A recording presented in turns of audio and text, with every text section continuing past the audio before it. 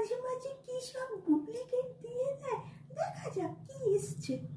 হ্যাঁ, গাছটাকে গাছটাকে না, গাছ তো কি বক্সের থেকে বার করে ফেলেছি।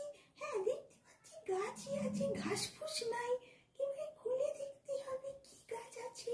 দাঁড়াও, খুলে দেখি তোমাদের দেখাচ্ছি। হ্যাঁ, গাছ বার করে ফেলেছি।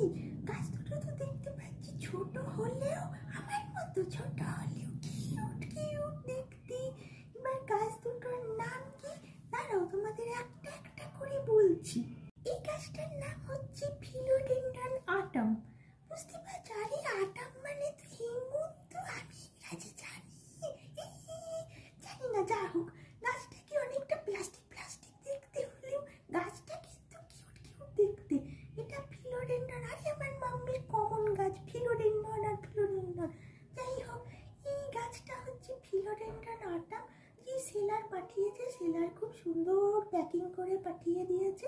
সেলারটা মনে হচ্ছে ভালো। দাঁড়াও আরেকটা দেখাই, তারপর আবার বলছি। এটা হচ্ছে ফিলোডেন্ড্রন মুনলাইট বা মুনশাইন।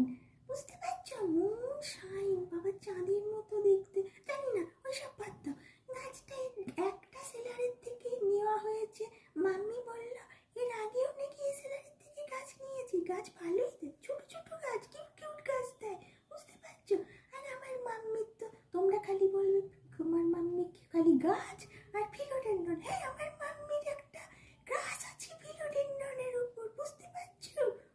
তা যাই হোক, এর বেশি আর গাছের সম্বন্ধে আমি কিছু জানি না, আমি কিছু বলতে পারবো না। আরে আমি থোড়ি গাছের ভিডিও বানাচ্ছি যে বলবো তোমাদের এই গাছটাকে কোথায় রাখতে হয়। আরে ইনডোর রাখতে হয়, ইনডোর রাখতে হয়। যাও, তোমরা জিজ্ঞেস না করতেও বলে দিলাম। আর এর বেশি কিছু বলতে পারবো না।